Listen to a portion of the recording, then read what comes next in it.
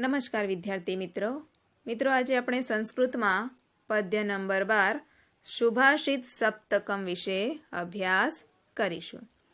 સુભાષિત એટલે સુભાષિત, સપ્તકમ એટલે સાત સુભાષિતો.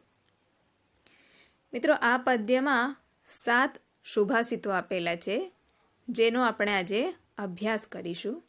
પરંતુ તે પહેલા આપણે સુભાષિત એટલે શું એના વિશે ચર્ચા કરીએ. સુભાષિત એટલે સારી રીતે કહેવાયેલું. સુભાષિત સુચારુ અભિવ્યક્તિની દ્રષ્ટિએ મોતી જેવા હોય છે, અમૂલ્ય હોય છે. સંસ્કૃત એ સુભાષિતની દ્રષ્ટિએ સૌથી સમૃદ્ધ ભાષા છે, પરંતુ તેનો વૈભવ વિસરાઈ રહ્યો છે.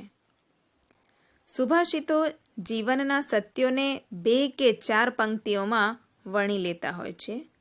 આ સત્યો જીવનના અર્ધ સત્યો પણ હોઈ શકે, યશોગાન પણ હોઈ શકે, અને સુભાષિતોની વિનિયોગ્યતા સાર્વત્રિક હોય છે. મિત્રો, આવા સુભાષિતો દરેક વ્યક્તિ પોતાના જીવનમાં, આવા સુભાષિતો હોય છે એમને દરેક વ્યક્તિએ પોતાના જીવનમાં ઉતારવા જોઈએ. કારણ કે આ સુભાષિત દ્વારા જીવનમાં આવતી દરેક નાની મોટી સમસ્યા હોય છે એમાંથી નીકળવાનો સાચો માર્ગદર્શન મળી રહે છે. તેમજ દરેક સમસ્યાને કેવી રીતે એનો સામનો કરવો, દરેક પરિસ્થિતિને કઈ રીતે સમજવી, એનો સાચો માર્ગદર્શન મળતો હોય છે. મિત્રો, આ પદ્યમાં 7 સુભાષિતો છે, જેમાં પ્રથમ સુભાષિતમાં 5 બાબતો ધીમે ધીમે કરવી જોઈએ એ બતાવવામાં આવ્યું છે. બીજા સુભાષિતમાં જે આ 5 બાબતો બતાવી છે જે અવિનાશી ખજાનો છે, તેમજ ત્રીજા સુભાષિતમાં સંગઠનની મહિમા, એકતાની મહિમા બતાવવામાં આવી છે. ચોથા સુભાષિતમાં વાદળનું જળ, પોતાનું આત્મબળ, ચક્ષુ સમાન તેજ, તેમજ ધાન્ય સમાન પ્રિય બીજી કોઈ વસ્તુ હોતી નથી એ બતાવવામાં આવ્યું છે. 5મા જે સુભાષિત છે એમાં વિદ્વાનોના ગુણ બતાવવામાં આવ્યા છે કે વિદ્વાનો કેવા હોય છે, એમના ગુણ બતાવવામાં આવ્યા છે. 6ઠ્ઠા સુભાષિતમાં ઉત્સાહી માણસ માટે કંઈ પણ અસાધ્ય નથી. ઉત્સાહી માણસ હોય છે એ દરેક કાર્ય સાધી શકે છે. એના માટે કોઈ પણ કાર્ય, કોઈ પણ વસ્તુ, કોઈ પણ કામ અસાધ્ય હોતું નથી એ બતાવવામાં આવ્યું છે. તેમજ 7મા સુભાષિતમાં સારો પુત્ર કુળમાં અનન્ય દીપક જેવો હોય છે એવું બતાવવામાં આવ્યું છે. મિત્રો, આ જે સુભાષિતો છે એમાં દરેક સુભાષિતમાં કંઈક ને કંઈક બાબત શીખવા મળે છે, કંઈક ને કંઈક વસ્તુનું, બાબતનું મહત્વ બતાવવામાં આવ્યું છે જે ખરેખર આપણે આપણા જીવનમાં ઉતારવું જોઈએ. તો મિત્રો, આવા સુભાષિતોનો આજે આપણે અભ્યાસ કરવાનો છે. તેમજ આપણે એ સાથે એ પ્રયત્ન પણ કરીશું કે આવા સુભાષિતોને, જે આ સુભાષિતોમાંથી આપણને જે શીખ મળે છે એને આપણા જીવનમાં ઉતારીશું એવો આપણે પ્રયત્ન કરીશું. તો મિત્રો, સૌ પ્રથમ તો આપણે આની પ્રસ્તાવના જોઈ લઈએ. સુભાષિત એટલે સુંદર ઉક્તિ અથવા બોધવચન. સંસ્કૃતના સુભાષિતોની અનેક વિશેષતાઓ છે. એક તો આ સુભાષિતો ગાગરમાં સાગર ભરી દેતા લઘુ પદ્યો હોય છે, તેથી જનજનના કંઠે ગવાતા રહીને સતત વહેતા રહે છે અને વ્યક્તિને જીવનનું ભાથું પૂરું પાડે છે. બીજું, સંસ્કૃત સુભાષિતો વૈશ્વિક ભાવનાના પોષક અને તોષક છે તથા સાથે સાથે ભારતીય સંસ્કૃતિના ઉદાત્ત વિચારો અને સંસ્કારોના પ્રવાહક પણ છે. આપણા પૂર્વજ વિદ્વાનોએ પોતાની દીર્ઘ દ્રષ્ટિથી જે તે વખતે જે જીવન મૂલ્યોની પ્રાપ્તિ કરી હતી તેને આગામી પેઢી સુધી પહોંચાડવા માટે આ સુભાષિતોની રચના કરી છે અને તે પ્રજામાં સુપ્રસિદ્ધ પણ થયા છે. પ્રાચીન સમયના આ સુભાષિતો આજે પણ એટલા જ પ્રસ્તુત છે. આજે પણ તે કોઈ પણ જાતના ભેદભાવ વગર દરેક માણસને આદર્શ અને આનંદપ્રદ જીવન જીવવાનો માર્ગ કંડારી આપે છે. ગીરવાણગીરાના અણમોલ રત્ન સમાન 7 સુભાષિતોનો અહીં અભ્યાસ કરીશું અને સાથે સાથે આ સુભાષિત દ્વારા જે બોધ મળે છે તેને પોતાના જીવનમાં નિષ્ઠાપૂર્વક ઉતારવાનો શુભ સંકલ્પ કરીશું. મિત્રો, આગળ આપણે જોયું એ પ્રમાણે કે આ સુભાષિતો એ અનમોલ રત્ન છે. આ સુભાષિતો તો શું, દરેક સુભાષિત એ અણમોલ રત્ન છે, અણમોલ મોતી સમાન છે, જે આપણે આપણા જીવનમાં ઉતારવા જોઈએ, જેનાથી આપણને કંઈક શીખ મળે છે, જેનાથી આપણે આપણા જીવનની દરેક સમસ્યાઓને સફળતાપૂર્વક પાર પાડી શકીએ છીએ, તેમજ એ સાથે આપણા જીવનમાં કંઈક ને કંઈક આપણને નવું શીખવા મળે, કંઈક ને કંઈક નવી શીખ મળે. તો મિત્રો, હવે આપણે એક સારી શીખ મેળવતા આ સુભાષિતોનો અભ્યાસ કરીશું. તો ચાલો મિત્રો, હવે આપણે એ સુભાષિતોનો અભ્યાસ શરૂ કરીએ. તો ચાલો મિત્રો, હવે આપણે પ્રથમ સુભાષિતનો અભ્યાસ કરીએ.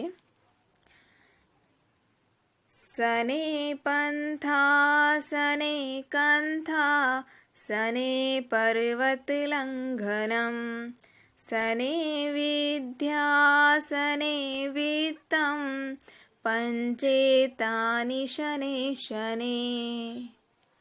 મિત્રો, આ સુભાષિત ફરી એકવાર ગાઈશું અને હવે તમારે પણ મારી જોડે આ સુભાષિત ગાવાનો છે.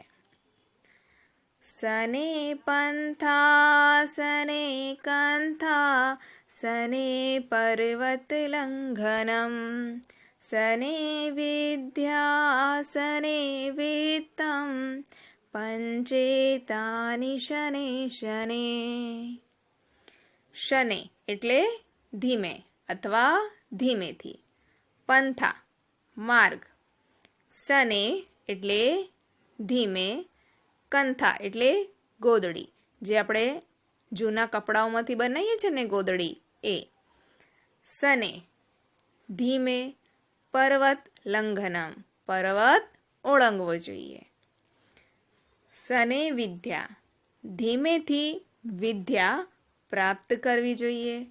સને વિત્તમ વિત્તમ એટલે ધન, ધીમે ધીમે ધન કમાવવું જોઈએ.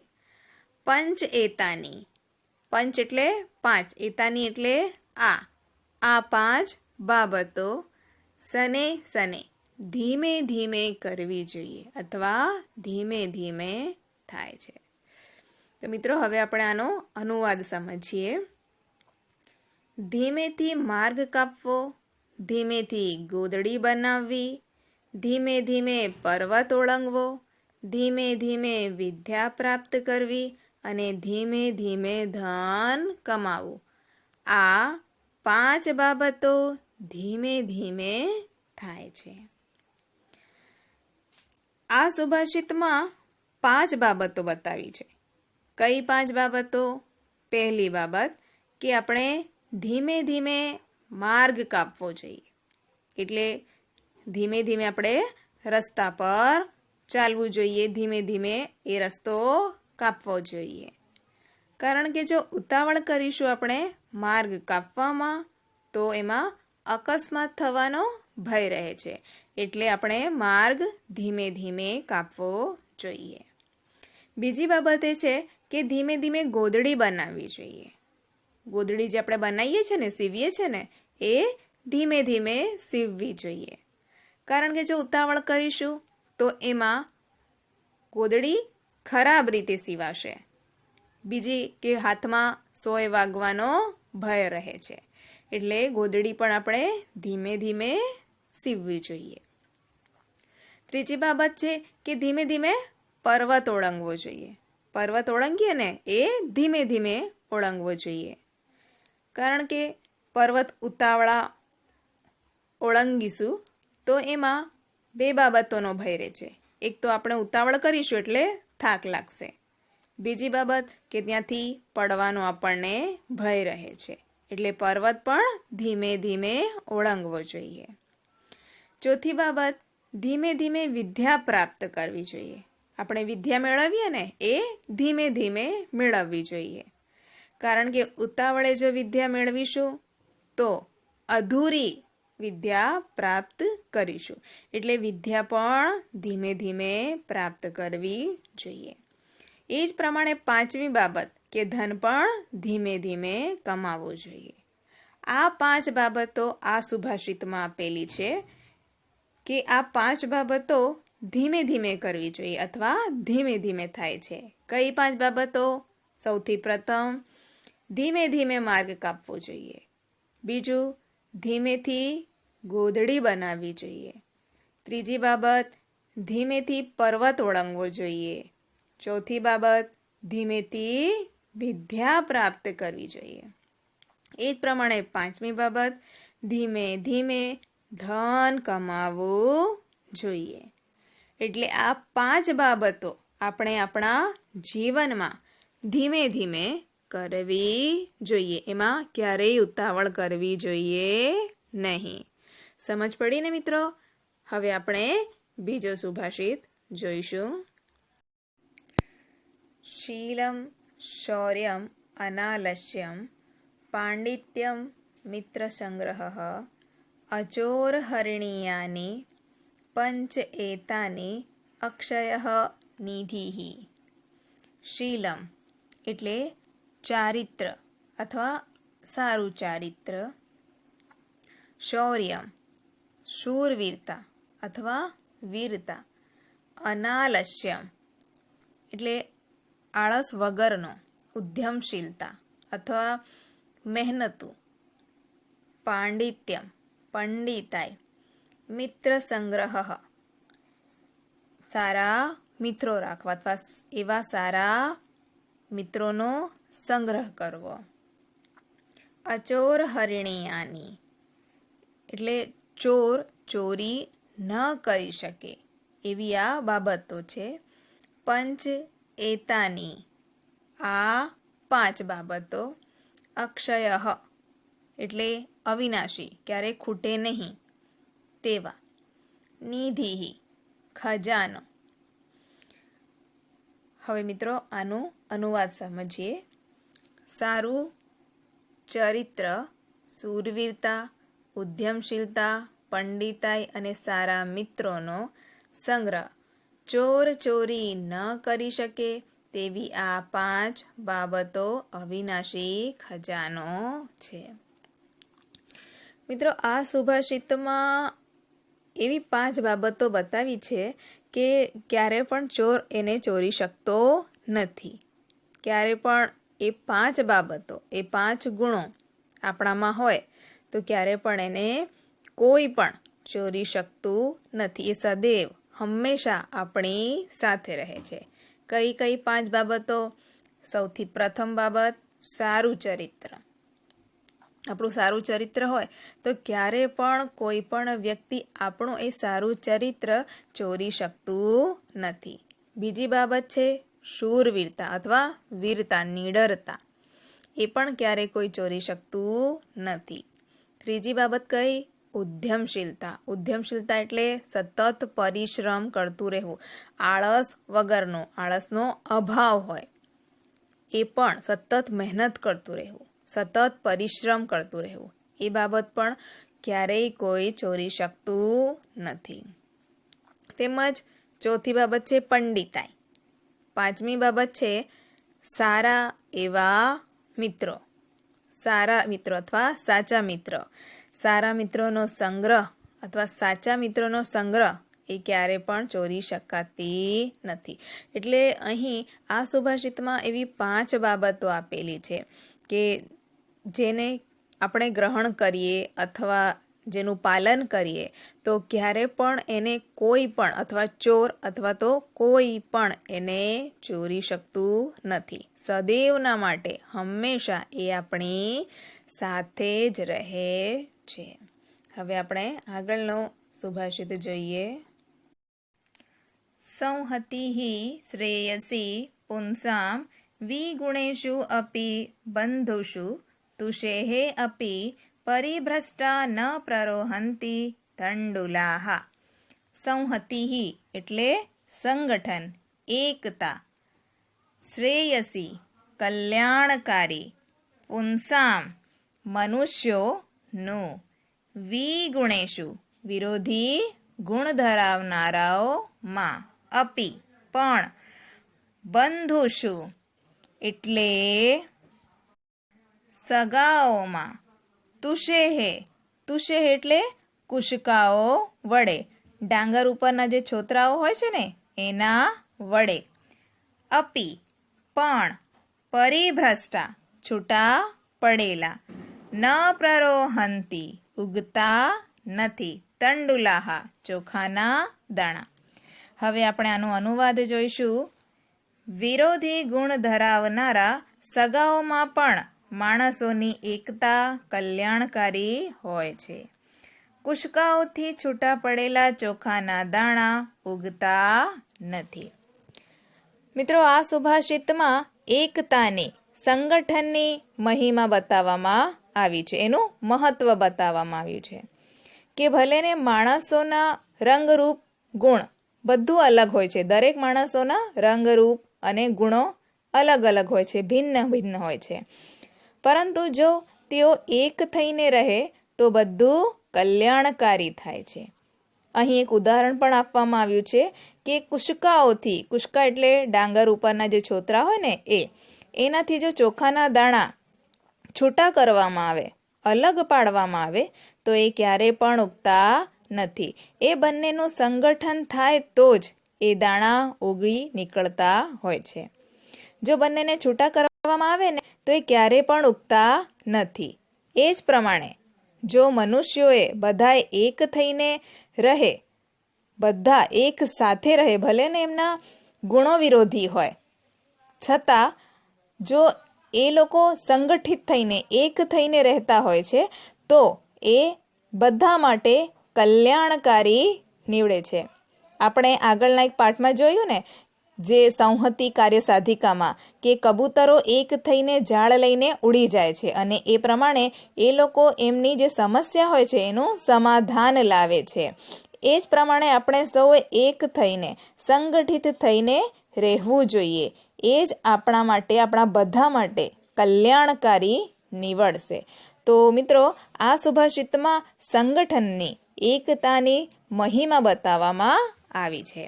હવે આપણે આગળનો સુભાષિત જોઈએ. નાસ્તિ મેઘ સમતોયમ નાસ્તિ ચાત્મસંબલમ નાસ્તિ ચક્ષુષમ તેજો નાસ્તિ ધાન્ય સંપ્રિયમ. ન અસ્તિ એટલે નથી, મેઘ સમમ મેઘ સમાન, તોયમ પાણી, ન અસ્તિ નથી, ચ આત્મસમમ ચ એટલે અને, આત્મસમન એટલે આત્મ એટલે પોતાના સમાન, આત્મ સમાન, બલમ બળ, ન અસ્તિ નથી, ચક્ષુઃ એટલે આંખ, સમમ સમાન, તેજો એટલે તેજ, ન અસ્તિ નથી, ધાન્ય સમમ ધાન્ય સમાન, અનાજ સમાન, પ્રિયમ પ્રિય. હવે આપણે આનો અનુવાદ જોઈશું, પછી આ સુભાષિતને સમજીશું. મેઘ સમાન જળ નથી, આત્મ સમાન બળ નથી, આંખ સમાન તેજ નથી અને ધાન્ય સમાન પ્રિય નથી. મિત્રો, આ સુભાષિતમાં એ બતાવવામાં આવ્યું છે કે મેઘ સમાન કોઈ જળ નથી. જે વાદળોનું પાણી હોય છે એના સમાન બીજું કોઈ જળ નથી, અને પોતાની આત્મ સમાન કોઈ બળ નથી. તમે આ કહેવત સાંભળી હશે મિત્રો, આપ સમાન બળ નહીં ને મેઘ સમાન જળ નહીં. એટલે મેઘનું જળ હોય એના એ જળ સિવાય બીજું કોઈ જળ એની સમાનતા ધરાવતું નથી. એ જ પ્રમાણે આત્મબળ પોતાના બળ પ્રમાણે જ કાર્ય કરવું, એના સમાન કોઈ બળ નથી. પછી આગળ બતાવ્યું છે કે આંખ સમાન કોઈ તેજ નથી. એટલે કે આંખ જે જુએ છે, દેખે છે, જે પારખે છે, એ કદાચ બીજી કોઈ રીતે આપણે પારખી શકતા નથી, દેખી શકતા નથી. તો આંખ સમાન કોઈ તેજ નથી. તેમજ ધાન્ય સમાન કોઈ પ્રિય વસ્તુ નથી. અનાજ સમાન કોઈ પ્રિય વસ્તુ નથી. આમ અહીં 4 બાબતો બતાવવામાં આવી છે કે જે મહત્વ ધરાવે છે. કઈ કઈ 4 બાબતો? સૌ પ્રથમ બાબત કે મેઘ સમાન કોઈ જળ નથી. બીજી બાબત છે કે આત્મ સમાન કોઈ બળ નથી. ત્રીજી બાબત ચક્ષુ સમાન કોઈ તેજ નથી. અને ચોથી બાબત છે ધાન્ય સમાન, અનાજ સમાન કોઈ પ્રિય નથી. સમજ પડી ને મિત્રો આ સુભાષિતમાં? હવે આપણે આગળનો સુભાષિત જોઈશું. સત્યમ તપો જ્ઞાનમ અહિંસતામ ચ વિદ્વત પ્રણામમ ચ સુશીલતામ ચ એતાની યો વિદધાતિ શ વિદ્વાન ન એક પક્ષઃ વિહગઃ પ્રયાતિ. હવે મિત્રો આપણે આને શબ્દે શબ્દ અનુવાદ કરીશું. સત્યમ એટલે સાચું અથવા સત્ય, તપો તપ, જ્ઞાનમ જ્ઞાન, અહિંસતામ અહિંસા, ચ અને વિદ્વત પ્રણામમ વિદ્વાનોને પ્રણામ, ચ અને સુશીલતામ સચ્ચરિત્રતા અથવા સારું ચરિત્ર, ચ અને એતાની એટલે આ, યો એટલે જે, વિદધાતિ બધા કરે છે, શ તે, વિદ્વાન એટલે વિદ્વાન, ન નથી, એક પક્ષ એક પાંખ વાળું, વિહગઃ પક્ષી, પ્રયાતિ એટલે ઉડી શકતું અથવા જઈ શકતું. પરંતુ અહીં ન છે એટલે આપણે એને જઈ શકતું નથી અથવા ઉડી શકતું નથી એ પ્રકારે લેવાનું છે. હવે આપણે આનું પૂરું અનુવાદ જોઈએ. સત્ય, તપ, જ્ઞાન, અહિંસા, વિદ્વાનોને પ્રણામ અને સચ્ચરિત્રતા, જે આ બધું કરે છે તે જ વિદ્વાન છે. ખરેખર એક પાંખવાળું પક્ષી આગળ જઈ શકતું નથી.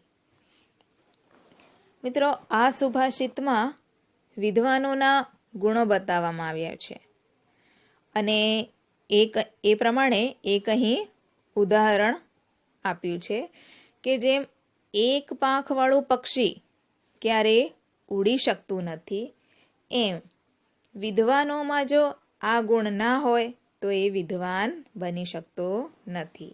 કયા કયા ગુણ? સત્ય, તપ, જ્ઞાન, અહિંસા, વિદ્વાનોને પ્રણામ અને સચ્ચરિત્રતા.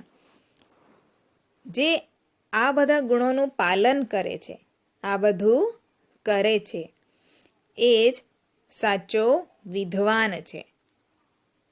અહીં ઉદાહરણ છે કે જેમ એક પાંખવાળું પક્ષી ઉડી શકતું નથી, એમ અધૂરા ગુણોવાળો વ્યક્તિ ક્યારે વિદ્વાન બની શકતો નથી. અધૂરા ગુણનું પાલન કરતા ક્યારે તે વિદ્વાન બની શકતું નથી. એટલે આ ગુણો, આ બધા ગુણો જે ધરાવતું હોય એ જ સાચો વિદ્વાન બની શકે છે. ફરી એકવાર એ ગુણો જોઈ લઈએ. સત્ય, તપ, જ્ઞાન, અહિંસા, વિદ્વાનોને પ્રણામ અને સચ્ચરિત્રતા. આ બધા કોના ગુણ છે? સારા વિદ્વાન બનવાના ગુણ છે. હવે આપણે આગળનો સુભાષિત જોઈએ. કાષ્ટાદગ્નિઃ જાયતે મથ્યમાનાત ભૂમિસ્તોયમ ખન્યમાના દદાતિ સોત્સાહાનમ નાસ્ય સાધ્યમ નરાણામ માર્ગરબ્ધાઃ સર્વયત્નાઃ ફલંતિ. હવે આપણે આનો શબ્દે શબ્દ અનુવાદ જોઈશું. કાષ્ટાદ અગ્નિઃ. કાષ્ટાદ એટલે લાકડામાંથી. કાષ્ટ એટલે લાકડું. અગ્નિઃ એટલે અગ્નિ. જાયતે એટલે ઉત્પન્ન થાય છે. મથ્યમાનાત મથવામાં આવતા, ઘસવામાં આવતા. ભૂમિઃ તોયમ. ભૂમિ એટલે ધરતી. તોયમ એટલે પાણી. ખન્યમાના. ખન્યમાન એટલે ખોદવામાં આવતા. દદાતિ આપે છે.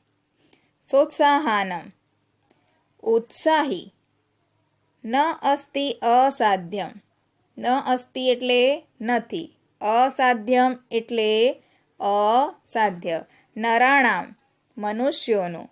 માર્ગરબ્ધાઃ યોગ્ય રીતે આરંભેલા અથવા યોગ્ય રીતે શરૂ કરેલા. સર્વયત્નાઃ બધા પ્રયત્નો. ફલંતિ ફળે છે. હવે આપણે આનો અનુવાદ જોઈએ.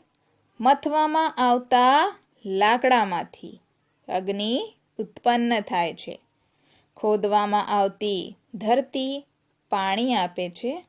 ઉત્સાહી માણસો માટે કંઈ પણ અસાધ્ય નથી. યોગ્ય રીતે આરંભ કરેલા બધા પ્રયત્નો ફળે છે. મિત્રો, આ સુભાષિતમાં પરિશ્રમની, મહેનતની મહિમા બતાવવામાં આવી છે.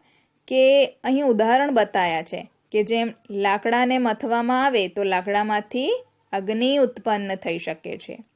એ જ પ્રમાણે જો ધરતીને, ભૂમિને ઊંડાણપૂર્વક ખોદવામાં આવે તો તેમાંથી આપણે પાણી મેળવી શકીએ છીએ. તેમાંથી પાણી ઉત્પન્ન થઈ શકે છે. એ જ પ્રમાણે જે ઉત્સાહી માણસો હોય છે, જે મહેનતી માણસો હોય છે, તેઓ માટે કોઈ પણ કાર્ય અસાધ્ય નથી. યોગ્ય રીતે આરંભ કરેલા બધા પ્રયત્નો ફળે છે. એટલે સાચી દિશામાં શરૂ કરેલા બધા જ પ્રયત્નો ફળે છે, સફળ થાય છે. એટલે મનુષ્ય હંમેશા આળસને ત્યજી ઉત્સાહ ઉમંગ સાથે બધા કાર્યોમાં લાગી જવું જોઈએ. મિત્રો, કહેવાય છે ને કે આળસ એ મનુષ્યના શરીરમાં રહેલો સૌથી મોટામાં મોટો શત્રુ છે. અમુક લોકો એવા હોય છે ને, તેઓ એવું વિચારતા હોય છે કે આ કાર્ય મારાથી નથી થવાનું. એ જ ભયથી તેઓ કાર્યની શરૂઆત કરતા નથી. કેટલાક માણસો એવા હોય છે કે આ કાર્ય મારાથી નથી થવાનું એટલે એ કાર્યને અધવચ્ચે જ છોડી દે છે. પરંતુ જે ઉત્સાહી માણસો હોય છે તેઓ યોગ્ય રીતે આરંભ કરેલા તેમના દરેક કાર્યોને તેઓ સફળતાપૂર્વક પાર પાડી શકે છે. એટલે મિત્રો, આ સુભાષિતમાં એવું કહેવામાં આવ્યું છે કે આપણે આળસને ત્યજી ઉત્સાહી મહેનતુ બનવું જોઈએ. કારણ કે મહેનતુ જે વ્યક્તિ હોય એના માટે કોઈ પણ કાર્ય સફળ ના થઈ શકે એવું થતું નથી. અને યોગ્ય રીતે સાચી દિશામાં આરંભ કરેલા દરેક પ્રયત્નો સફળ થાય છે. મિત્રો, આ સુભાષિતમાં સફળતા મેળવવાનો મંત્ર બતાવવામાં આવ્યો છે. હવે આપણે આગળનો સુભાષિત જોઈએ. મિત્રો, આ સુભાષિતમાં એક દીપકની વાત કરવામાં આવી છે અને એને સત્પુત્ર એટલે સારા પુત્ર સાથે સરખામણી એની કરવામાં આવી છે કે જેમ કોળિયામાં ગુણ હોય છે એ જ પ્રમાણે સારા પુત્રમાં સત્પુત્રમાં ગુણો રહેલા હોય છે. તો હવે આપણે આ સુભાષિતને વાંચીશું. પાત્રમ ન તાપયતિ ન એવ મલમ પ્રસૂતે સ્નેહમ ન સંહર્તિ ન એવ ગુણાન ક્ષિણોતિ દ્રવ્યાવસાન સમયે ચલતામ ન ધતે સત્પુત્ર એષ કુલશ પદ્મિની કો અપી દીપઃ. પાત્રમ પાત્રમ એટલે પાત્રને, વાસણને અથવા કોળિયાને. નથી તાપયતિ તપાવે છે, ગરમ કરે છે. એટલે દીવો બળે છે એમ પાત્રને એ ગરમ કરતો નથી. ન એવ ન એટલે નથી, એવ એટલે જ. મલમ મળ અથવા મેષ, કાળાશ. પ્રસૂતે ઉત્પન્ન કરે છે, કાળાશને પણ ઉત્પન્ન કરતો નથી. સ્નેહમ સ્નેહને, તેલને. નથી સંહરતી ખતમ કરતો નથી, તેલને, સ્નેહને, પ્રેમને પણ એ ખતમ કરતો નથી. ન એવ નથી જ. ગુણાન ગુણોને. ક્ષીણોતી ક્ષીણ કરે છે, એટલે ગુણોને પણ ક્ષીણ કરતો નથી. દ્રવ્યાવસાન સમયે દ્રવ્ય સમાપ્ત થઈ જાય ત્યારે, જ્યારે કોળિયામાંનું જે વાસણમાંનું જે દ્રવ્ય ખતમ થઈ જાય એ જ પ્રમાણે જો ગરીબાઈ આવી જાય તો પણ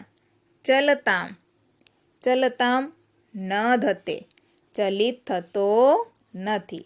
જો ગરીબાઈ આવી જાય અથવા જે દીવામાંનું તેલ છે એ સમાપ્ત થઈ જાય તો પણ ચલિત થતો નથી. સત્પુત્ર સારો પુત્ર. એશ આ કુલશ પદ્મિની કુળરૂપી ભવનમાં. કો અપી દીપઃ કોઈ અવર્ણીય દીવો છે, એટલે જેનું વર્ણન ના થઈ શકે એવો દીવો છે સત્પુત્ર, સારો પુત્ર. હવે આપણે આનો અનુવાદ જોઈએ. આ સત્પુત્ર કુળરૂપી ભવનમાં કોઈ અવર્ણીય દીપક છે. તે સત્પુત્ર રૂપી દીવો પાત્રને ગરમ કરતો નથી, મેષને ઉત્પન્ન કરતો નથી, સ્નેહને ખતમ કરતો નથી, દ્રવ્યોનો નાશ થતા ચલિત થતો નથી અને ગુણોને ક્ષીણ કરતો નથી. મિત્રો, આ સુભાષિતમાં સત્પુત્રને દીપક સાથે સરખાવવામાં આવ્યું છે કે જેમ દીપકમાં ગુણો રહેલા છે, અહીં અનેક એના ગુણ બતાયા છે, એ પ્રમાણે સત્પુત્ર પણ એ પ્રમાણે જ હોય છે. મિત્રો, આ સુભાષિતમાં સત્પુત્ર માટે દીપકનું સુંદર પ્રયોજવામાં તેને આવ્યો છે, એનું સુંદર પ્રયોજન થયું છે. આ સુભાષિત છે એમાં સત્પુત્ર છે એને દીપક સાથે સરખામણી એની કરવામાં આવી છે. જેમ સતરૂપી દીવો પાત્રને ગરમ કરતો નથી, જ્યારે દીવો બળે ત્યારે એના પાત્રને ગરમ કરતો નથી. તેના દ્વારા મેષ ઉત્પન્ન થતી નથી, મેષ એટલે કાળાશ, એ ઉત્પન્ન થતી નથી. તેલરૂપી જે સ્નેહ છે એ ખતમ કરતો નથી, અને જ્યારે એનો દ્રવ્યનો નાશ થઈ જાય ત્યારે એ ચલિત થતો નથી, અને પોતાના જે ગુણો હોય છે એને ક્ષીણ થવા દેતો, એને ખતમ થવા દેતો નથી. દીવામાં એવા ગુણ રહેલા છે. તો એ જ પ્રમાણે સત્પુત્ર છે, સારો પુત્ર છે, તે પોતાના ગુણોનો નાશ થવા દેતો નથી. પોતાના કુળરૂપી ભવનમાં એ અવર્ણીય દીપક સમાન છે, જેનું વર્ણન ના થઈ શકે એવા દીપક સમાન છે, જે પોતાના કુળને ઉજ્જવળ કરે, એનામાં રહેલા જે ગુણ છે એનો નાશ થવા દેતો નથી, એના કુળનો નાશ થવા દેતો નથી.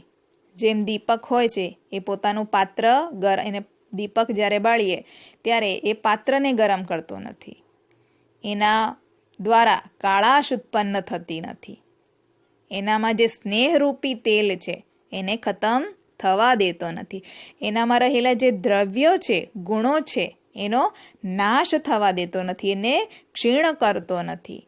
સત્પુત્ર પણ આવો જ હોય છે.